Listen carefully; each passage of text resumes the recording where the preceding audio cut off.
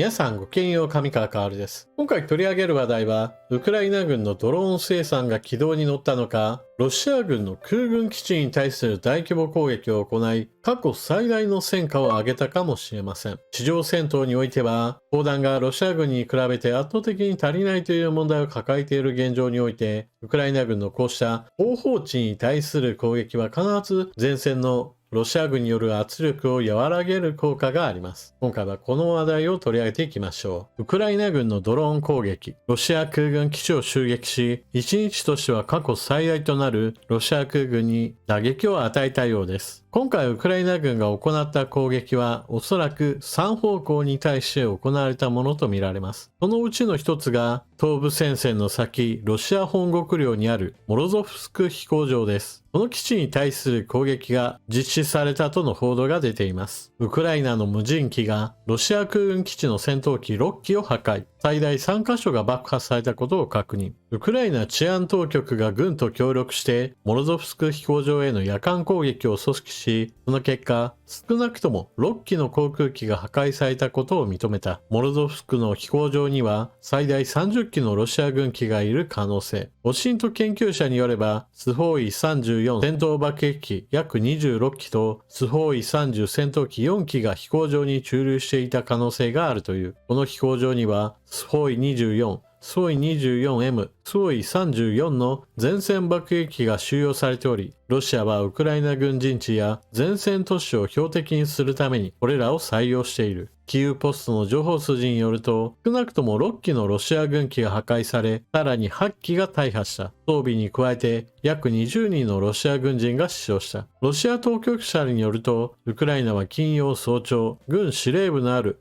ロシア南部ロストフ地域に数十機の無人機を発射した。ロシア国防省は一晩でウクライナの無人機53機を撃墜し、うち44機はロストフ地域上空で撃墜したと発表したが、知事は攻撃で発電所が損傷したと述べた。ロストフ地域とは別に、ウクライナの無人機が標的にした他の地域には、ベルゴロド州とクルスク州の国境地域、サラトフ州とクラスノダール州が含まれていた。モロゾフスク飛行場に対する攻撃、大規模だったことが垣間見える映像が公開されています。ロシア軍の方から見た迎撃戦闘の様子が映像として捉えられているのです。機関砲による銃撃とプラスアルファおそらくは対空ミサイルも使われたのではないかと見られるような動きが見られます。爆発をしているのがミサイルが外れて地上に落ちてしまったのか、それともウクライナ軍のドローンが撃墜されたからなのか、それとも目標に到達したからかなのかはこれからはわかりません。オシントは公開情報をもとにしてウクライナ、ロシア双方から出てくる情報について民間人が精査しているものです。これらの人たちの情報のチェックにおいては、民間人が手に入れる情報が格段に増えたことが活動を支えています。例えばこちらの写真は民間衛星が捉えた地上の写真です。この写真で捉えられているのはロシア軍の空軍基地、それぞれ飛行場の場所を A、B、C、D、E、F とそれぞれのエリアに区切って、どの場所にどれだけの戦闘機が止まっているかを写真で収めています。この水色で囲まれている部分がロシア軍の戦闘機です。この写真もあくまでも攻撃前のもので、攻撃後の被害状況については後日になってしかわかりません。ただ、この写真を見てもわかるように、飛行場にはたくさんのロシア空軍機が並んでいることがわかります。そして、ロシア空軍基地に対する攻撃だけではなく、これまで継続的に行われてきた石油関連施設への攻撃も行われたようです。こちらもやはりクラスノダール州にある石油関連施設への攻撃、こちらについては着弾したその時やもしくは迎撃戦闘の動画などは公開されていません。ただ火事が起こっていることから攻撃は命中したものとみられます。今回の攻撃に用いられたドローンがどの機体であるかはわかりません。ウクライナ軍のドローン開発は非常に活発で、様々な民間企業や国有企業が入り乱れての開発競争を行っています。そのため、テストを兼ねた実戦投入といったものもたくさんありますから、最終的な完成形がどれになるかは未だにわかりません。例えばこちらは、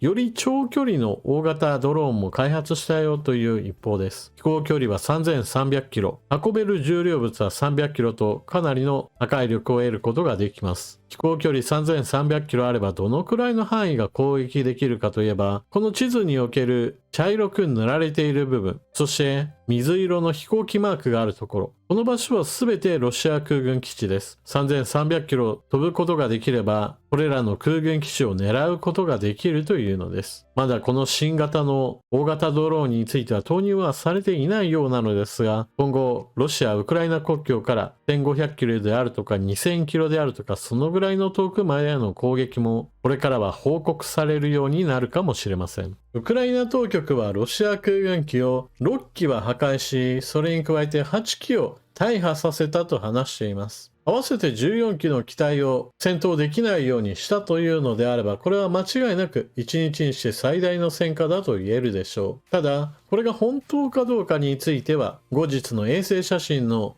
情報を元にした確認作業が必要です。もしかしたら発表よりも少ない数かもしれませんし、逆にもっと多くの機体が損傷しているかもしれません。例えば、1機が破壊された時にその爆発の影響によって飛び散った部品類などがその他の機体の損傷を招いているかもしれないからです。そして、もしもうまく今回の攻撃成果が上がっていたとすれば、これはこれまでウクライナ軍が様々な点で伏線を張っていたことが功を奏したと言えるでしょう。このチャンネルではウクライナ軍による遠距離攻撃で石油関連施設を様々攻撃してきたことをお伝えしてきました。そしてその攻撃は徐々に遠くへと攻撃を移していったこともまた皆さんにお伝えしてきました。つまり、それだけ広大な地域をロシアに意識させ、防空部隊をどこに配備するかといったことをロシア側の方に考えさせるようなことをしていたわけです。一方、今回の攻撃はそうした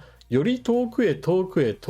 いった攻撃を繰り返してきたウクライナ軍が一気に距離を縮めた上で目標物としても石油関連施設ではなく直接軍の基地を狙ったというふうにしていわば今日ついたわけです。これは他に関心を移させた上で本命を狙った攻撃なのかもしれません。そしてロシア軍の空軍機を多数使い物にならなくしたというのには非常に意味があります。というのもロシア空軍機の戦い方としては長射程のミサイルは生産数が少ない関係で現在での主な武装は滑空爆弾です。滑空爆弾は航空爆弾がもともとあってその爆弾にオプション装備をつけることによって飛距離を伸ばしウクライナ軍の陣地を直接狙うという攻撃方法をとっています。ミサイルに比べると滑空爆弾の方が価格的にも安く済み、そしてハイテク製品ではないことから作りやすいといった利点があります。このような滑空爆弾による攻撃を防ごうと思えば、ウクライナ軍としては射程距離の長い、欧米から供与されたような対空ミサイルを前線に配備する必要があります。しかし、欧米からのそうした高性能な防空システムとしては、パトリオットミサイルがあるわけですが、数としては非常に少なく、使いどころが難しい防空兵器となっています。ですから今回のように攻撃に向かってくる戦闘機を撃ち落とすのではなく、そもそも基地にいる間に少しでも破壊して数を減らすというのは理にかなった行動なのです。そして先月から継続的なウクライナ軍の遠距離攻撃が行われていることから、こうした射程距離の長い少し大型のドローンについても生産が軌道に乗ってきたことを示しています。ロシア側の方もイラン製の突撃ドローンであるシャヘドを量産し始めているので、双方ともに大型の突撃ドローンを作っているわけですが、戦果をより上げているのは私はウクライナ軍の方ではないかなと見ています。こうしたロシア本国領に対する後方の戦略的な空爆を継続することによって前線での圧力を少しでも和らげることにつながるでしょう。特に今回は滑空爆弾攻撃を減少させる効果のある直接的な攻撃だったわけですから、こうした攻撃はより繰り返していくことが重要でしょう。そうやって時間を稼いでいる間にもこれまでお伝えしてきたような砲弾の調達、 EU そのものの生産プラスアルファチェコが主導した世界市場からの砲弾調達といった改善策がいずれは実を結んできます。というわけで今回の動画はここまで。ウクライナ軍の遠距離攻撃、石油関連施設ばかり狙っていたこれまでとは違い、一気にロシア軍の空軍機を狙うという直接攻撃に出てきました。これまでの石油関連施設への攻撃は一つおとりや関心を引きつけるための陽動としてうまく機能した可能性があります。戦闘機を地上にいる間に撃破することができれば、前線で砲弾不足の中耐えている地上部隊を援護する意味でも、今回の攻撃は非常に有効なものだと評価できると思います。それでは動画最後までご視聴いただきありがとうございました。チャンネル登録していない方はぜひともチャンネル登録していってください。そして動画を見終わったら評価ボタンのクリックと、あなたの感想コメントをよろしくお願いします。それでは次の動画でまたお目にかかりましょう。またね。